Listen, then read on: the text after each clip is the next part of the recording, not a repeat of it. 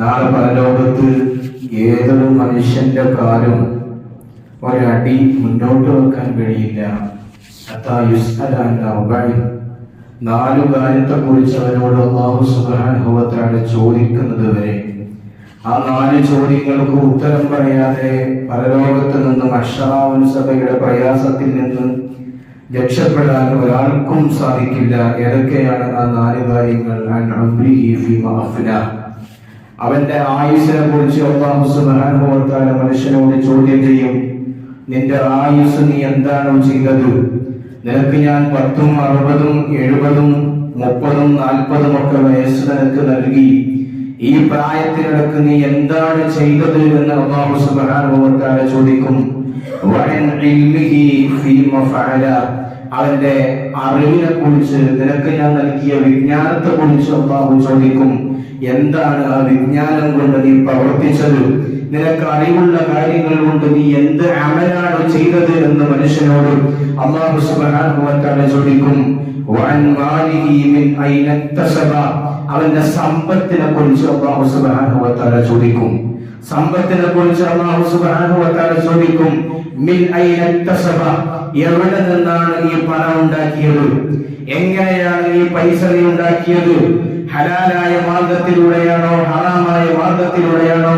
മറ്റുള്ളവരെ പറ്റിച്ചിട്ടാണോ? മറ്റുള്ളവരെ വേദനിപ്പിച്ചിട്ടാണോ ഈ സമ്പത്ത് മുഴുവൻ നീ ഉണ്ടാക്കിയത് എന്ന് അല്ലാഹു സുബ്ഹാനഹു വ തആല ചോദിക്കും. എവിടെ കൊണ്ടുപോയാണ് നീ സമ്പാദിച്ച ഈ സമ്പാദ്യം മുഴുവൻ ചെലവഴിച്ചത്?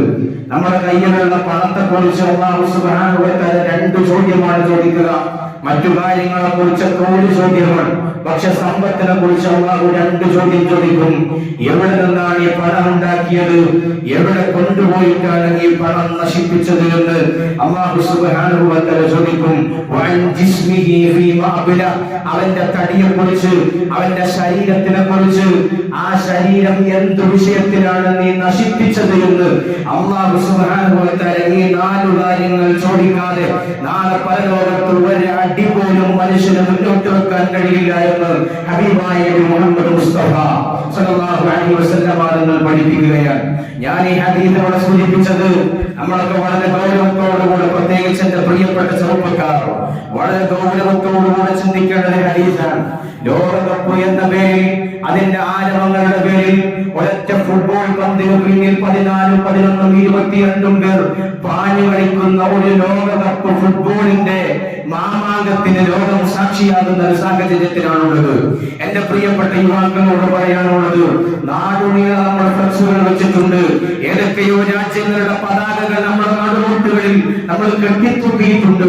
അല്ലാഹു സുബ്ഹാനഹു വ തആല നാളെ കുറിച്ച് ചോദിക്കും. ഒരു സംശയവും വേണ്ട.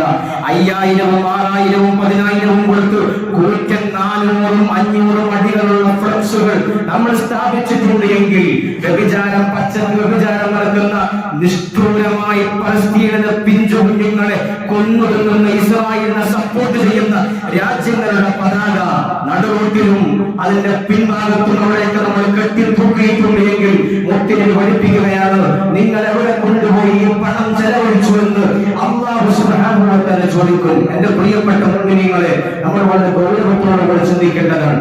അല്ലാഹു സുബ്ഹാനഹു വ തആല നമുക്ക് നൽകിയ ഈ ആരോഗ്യം, ഈ സമയം, ഈ സന്ദർഭം, ഈ സാഹചര്യം അത് നന്നായി ഉപയോഗപ്പെടുത്തണം.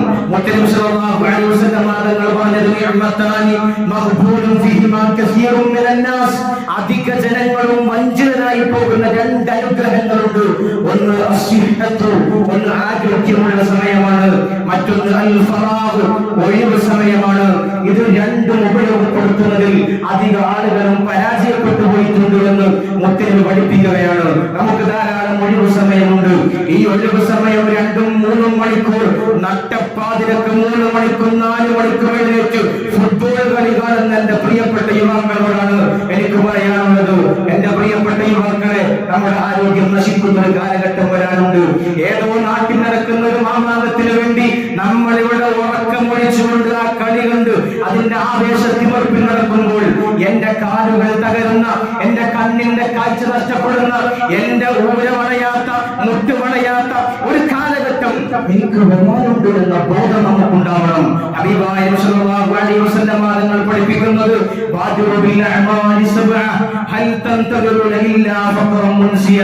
നിങ്ങൾ 7 കാര്യങ്ങൾ നിങ്ങൾക്ക് വന്നുപെടുന്നതിന്റെ മുമ്പ് നിങ്ങൾ നന്നായി അമലുകൾ ചെയ്തു കൊള്ളണം. 7 കാര്യങ്ങൾ ഏത് മനുഷ്യനാണെങ്കിലും വരും.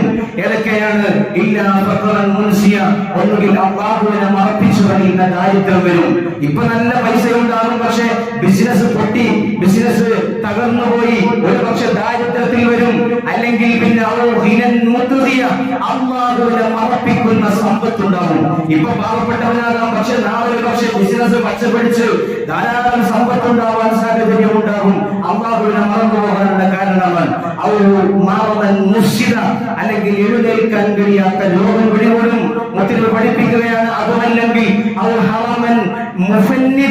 ചെന്നി പറയുന്ന വകതിരിവില്ലാത്ത വാർദ്ധക്യം വന്നെത്തും.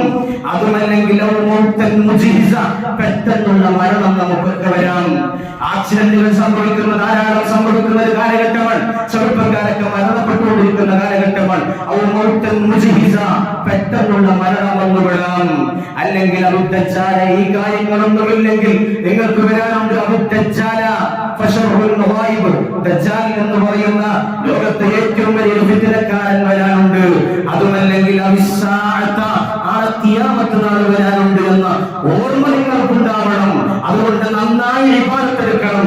ആരോഗ്യ സമയം അല്ലാഹുവിന് വേണ്ടി വിനിയോഗിക്കണം എന്ന് ഹബീബായ നബി മുഹമ്മദ് മുസ്തഫ സല്ലല്ലാഹു അലൈഹി വസല്ലം തങ്ങൾ പഠിപ്പിക്കുന്നുണ്ട്.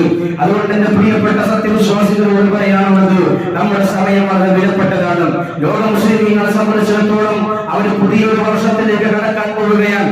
1447 വർഷം പിന്നിട്ട് പുതിയൊരു ഹിജ്റ കലണ്ടറിലേക്ക് ലോക മുസ്ലിമീങ്ങൾ കടക്കാനിരിക്കുകയാണ്.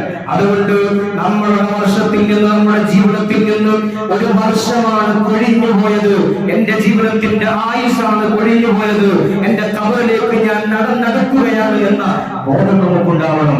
അനാവശ്യമായി സമയം ചെലവഴിക്കുന്ന അനാവശ്യങ്ങളായ ഫുട്ബോൾ ജലത്തിന്റെ പേരിൽ, അല്ലെങ്കിൽ പന്തുകളിയുടെ പേരിൽ, സ്പോർട്സ് കാര്യങ്ങളുടെ പേരിൽ അനാവശ്യമായി സമ്പത്ത് ചെലവഴിക്കുന്ന പ്രവണത നമ്മിൽ നിന്നുണ്ടാവരുത്. അത്തരം കാര്യങ്ങൾക്ക് വേണ്ടി സമയം വിനിയോഗിക്കരുത് എന്നാണ് എന്റെ പ്രിയപ്പെട്ട വിശ്വാസികളോട് ഈ സന്ദർഭത്തിൽ സൂചിപ്പിക്കാനുള്ളത്. പരിശുദ്ധമായ മുഹറം മാസമാണ് നമ്മുടെ മുമ്പിൽ കാലത്തിരിക്കുന്നത്. നന്നായി ഉപയോഗപ്പെടുത്തേണ്ട, ഹറാമുകൾ നിന്ന് വിട്ടുനിൽക്കേണ്ട, അനാവശ്യങ്ങളിൽ നിന്ന് വിട്ടുനിൽക്കേണ്ട ഒരു സമയം കൂടിയാണ് പരിശുദ്ധമായ മുഹറം എന്ന് പറയുന്നത്. അതുകൊണ്ട് ഇത്തരം അനാവശ്യമായ കാര്യങ്ങളൊന്നും ഇടപെടാതെ നല്ല രൂപത്തിൽ ഏതോ രാജ്യത്ത് ആർക്കോ വേണ്ടി കളിക്കുന്ന കളിക്ക് വേണ്ടി നമ്മളിവിടെ നട്ടപ്പാതിന് പുറക്കമൊഴിച്ചിരുന്ന് കളി കണ്ടിട്ട് എന്താണ് നമുക്ക് കിട്ടാനുള്ളത്? ഒരൊറ്റ നിമിഷം, 2 മണിക്കൂർ കിട്ടുന്ന ആത്മനിർവൃതി അല്ലാതെ മറ്റെന്താണ് നമുക്ക് കിട്ടാനുള്ളത്? നമ്മുടെ ബുദ്ധി കൊണ്ട് നമ്മൾ സ്വന്തം ചിന്തിച്ച് കണ്ടെത്തണം. അല്ലാഹു സുബ്ഹാനഹു വ തആല നമുക്കൊക്കെ